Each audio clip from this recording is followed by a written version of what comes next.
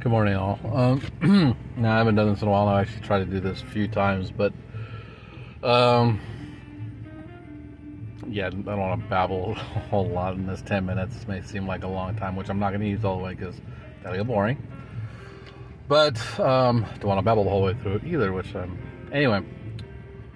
So I was actually watching something, and it brought a comment to mind for the situation. Then I realized it was something, advice or a realization that I hadn't faced or thought of before. But the question was, without blaming your ex, what would you have done differently in your last relationship? And of course, a lot of the ideas were never started, would have left sooner, blah, blah, blah. But again, that's when I had that epiphany. That's when it hit me that I would have been less fearful of her trauma. Now, I'm not going to go into any kind of details because that's her business, not anyone else's. But in that, I tried to become what I thought she needed me to be, what would have been best for her, what would have been the right person for her perspective based on what she'd been through. I'm trying to put this as simply as possible because, again, I don't want to because this isn't a her thing, this was a me thing. And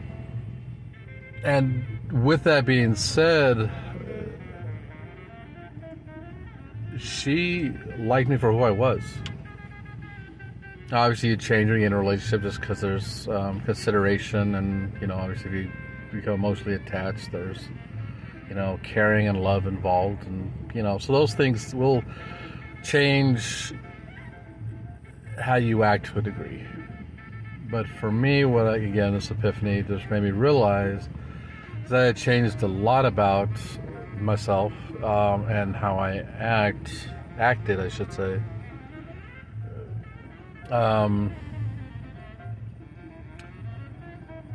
Because I wanted to fill the gaps that I thought she had, and whether those gaps were there or not, she didn't like me because I could do that. She liked me because of who I was. She had the choice and freedom to pretty much. She had the choice and freedom to do whatever, but she chose me. And I've always been kind of an understanding person, empathetic, not always.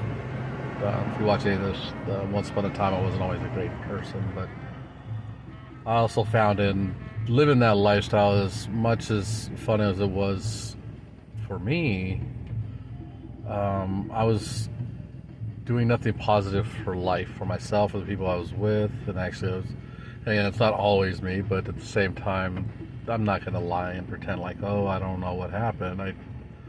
I was generally the bad guy once upon a time. And nothing physical or stupid like that, just treating the relationship like there was always the next one around the corner. Just to put it bluntly, I guess. And when I gave up doing that and living my life in relationships like that, there was a fundamental shift within me, and I think I overcompensated, as they say, overcorrected a lot. Now, I say that because, again, like I just said, because of this question, I had this epiphany about myself, and even though I'm not trying to do that with where I'm at now, so to speak, I wholeheartedly want to do and be there for my new person situation. Again, I'm not on these. If you're aware, if you ever see me, I only talk about myself. I refer to other people just because of the fact that it's kind of crucial to the story, but I won't go into their whole details and so on. But I do find myself possibly not trying to be the person I think she needs. I'm being myself, and But I think, not that it's unappreciated by any means, so don't get me wrong on that end, but I'm doing a lot more than at this stage of the developing relationship than I probably normally would, or that would be considered normal. Now, is it a bad thing? No, I don't think so. And the fact that I'm aware of it and trying to do my best to tone it down, to not worry about little things. I have a problem with an overthinker.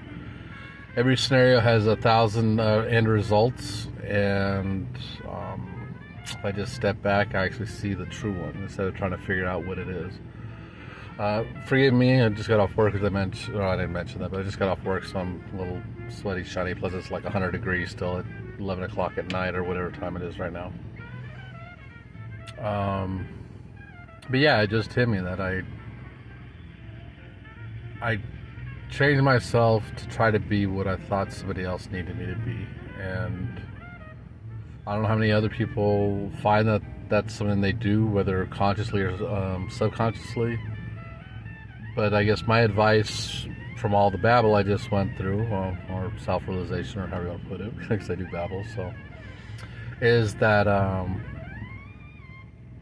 if they started a relationship with you and have continued that relationship with you, they like who you are. So in that, they may have already found the comfort that you're trying to provide them by trying to fill those gaps. Just be yourself. It's always been a simple, cheesy saying, just be yourself, you'll be fine. But, you know, in context, it's very true. And, you know, being yourself is what has drawn them to you, has maintained that relationship with you for them. You know, you get what I'm saying. You know, if it's something serious, just don't do anything stupid like cheat or whatever the case may be that would cause them to think of you differently. And it's okay to be there for them. It's okay to see if they're okay when they may not seem alright. I'm not saying you have to just completely become oblivious, but you don't always need to fix every problem. Sometimes just listening, in spite of the 1,000,001 answers you may have that would definitely fit every situation as a perfect solution, sometimes that's just not what's needed. Sometimes just you being there, listening, and just letting that go. And I've heard that advice before, so I'm not unique in saying this, but I guess it's just part of growing. You realize, you know, at one age or another, that these are different things that